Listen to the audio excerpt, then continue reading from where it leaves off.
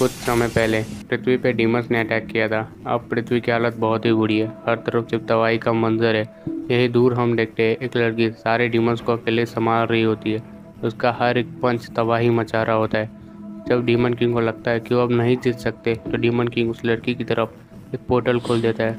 वो पोर्टल उस लड़की को अपने अंदर खींच रहा होता है। वो लड़की बहुत कोशिश करती है उस पोर्टल से बचने की, पर उस पोर्टल के सामने कहाँ उसके चलने वाली थी। वो पोर्टल उसे अपने अंदर खींच लेता है। कुछ देर बाद हम देखते हैं पृथ्वी अब पूरे डीमंस के कब्जे में होती है। पृथ्वी अब रहने लायक भी नहीं होती। तभी हम अचानक देखते हैं वहाँ पे एक लाइट आती है और उस रोशनी में से कोई निकलता है और वो निकलते सारे डीमंस को मारने लगता है। डीमन किंग भी उससे लड़ता है पर डीमन किंग उसे हरा नहीं पाता है। अब जब डीमन किंग को लगता है कि उसकी मौत नज़दीक है तो वो वापस से वही चाल चलता है। वो उस लड़की के ऊपर वापस से पोर्टल खोल देता है, पर इस बार उल्टा असर होता है। वो लड़का उस पोर्टल को आसानी से बंद कर देता है और ख़त्म कर देता है।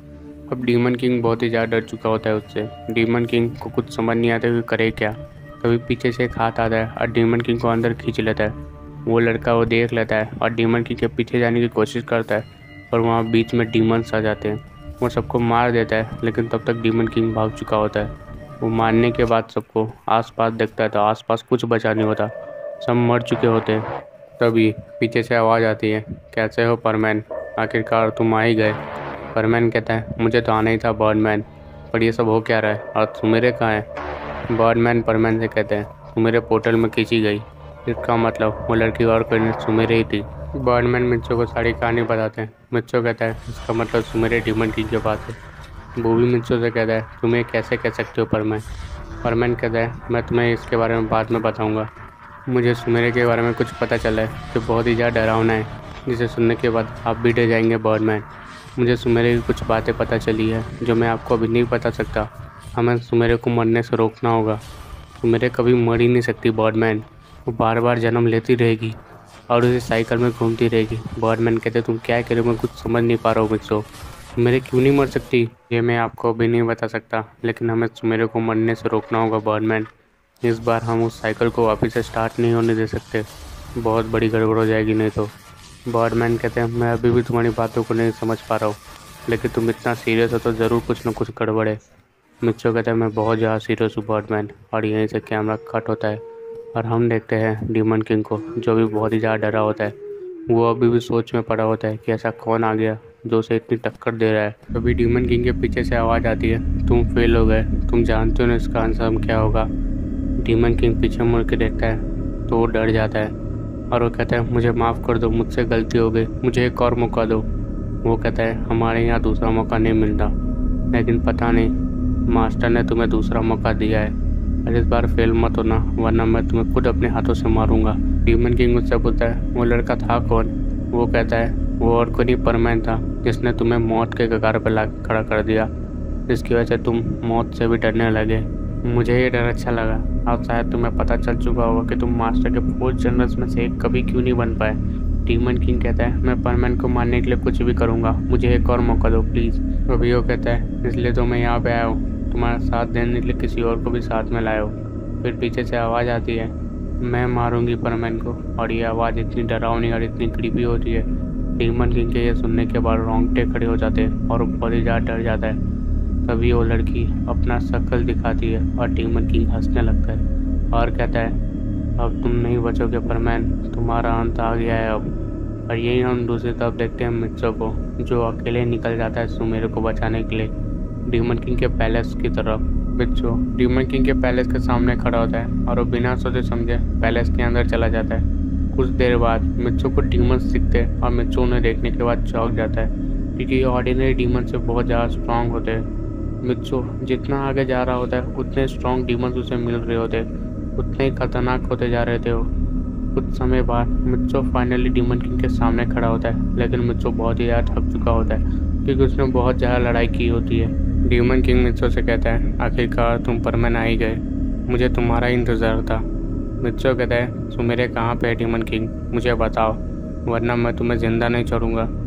डीमन किंग कहता है, ओह शांत हो जाओ, मुझे भी सुमेरे की ज़रूरत नहीं है, तुम मुझे लेके जा सकते हो, लेकिन ज़रा ये श्योर कर लो, क्या सुमेरे तुम्हारे साथ जाना चाहती है।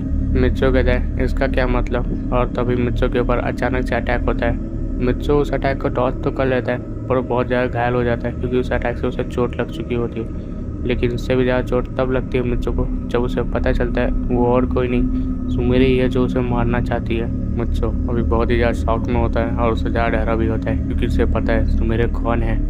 तभी पीछे से डीमन किंग कहता है तुम चाहो तो लेके जा सकते हो सुमेरे को। मित्सो कहता है तुमने क्या किया सुमेरे के साथ, मुझे बताओ जल्द से जल्द वरना मैं तुम्हारी जान ले लूँगा।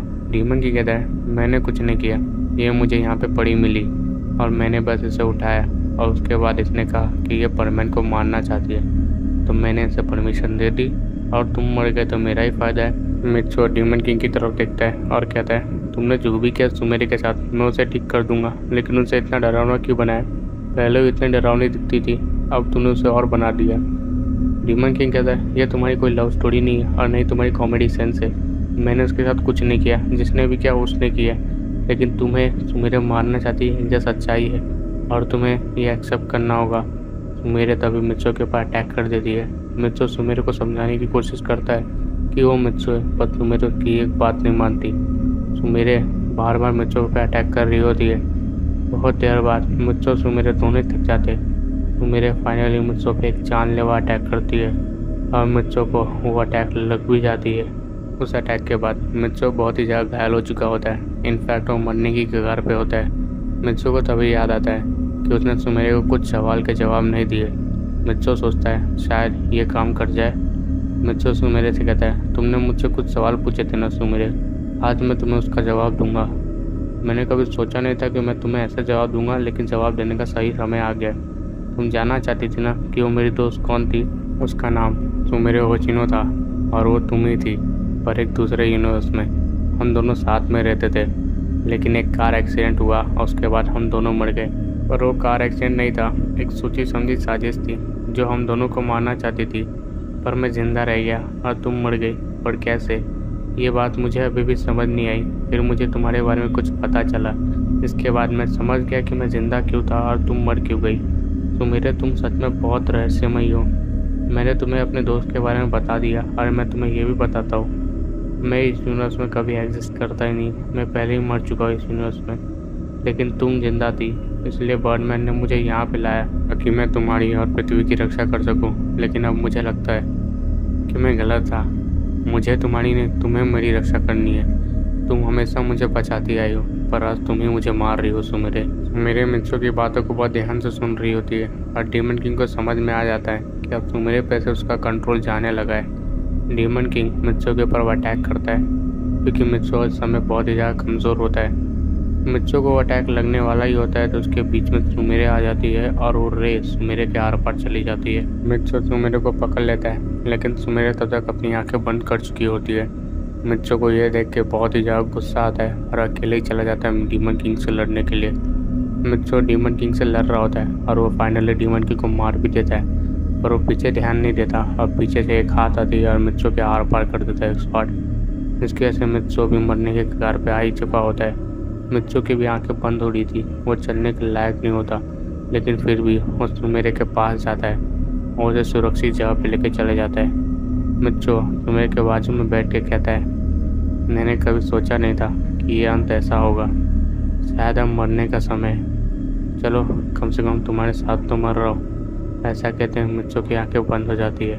कुछ समय बाद हम बर्डमैन को देखते हैं जो भी पूरी तरह से शॉक में होते हैं और ये समझ नहीं आ रहा था कि ये हुआ क्या है अभी, क्योंकि मित्सो सुमेरे की लाश बर्डमैन के सामने होती है। उसमें से एक ऑफिसर जाता है मित्सो सुमेरे के पास ये कंफर्म करने की वो दोनों मर चुके हैं कि नहीं। तभी स्क्रीन ब्लैंक होता है, हम किसी को देखते हैं। आखिरकार अब तुम्हारे पास सिर्फ एक ही फ्यूचर बचा है मित्सो सुमेरे होशिनो। इस बार तुम मेरे हाथ से मरोगी, तुम्हें पता भी नहीं मैंने इसके लिए कितना इंतज़ार किया। तो गाइस ये था एंड सीजन 1 का। मैं जानता हूँ इसमें मैंने बहुत सी मिस्ट्री रखी है, जैसे सुमेरे को किसने मारा, मित्सो सुमेरे मर चुके थे तो मित्सो जिंदा कैसे, और सुमेरे है कौन, और ये तीसरा पर्सन कौन है। ये सारी मिस्ट्री के कवर हम सीजन 2 में करेंगे या फिर सीजन 3 में करेंगे, क्योंकि स्टोरी बहुत ही ज़्यादा लंबी है। और चैनल पे बने रहना। Take care and bye bye. नए हो तो चैनल को सब्सक्राइब कर लो, वीडियो को लाइक करना भूलना मत।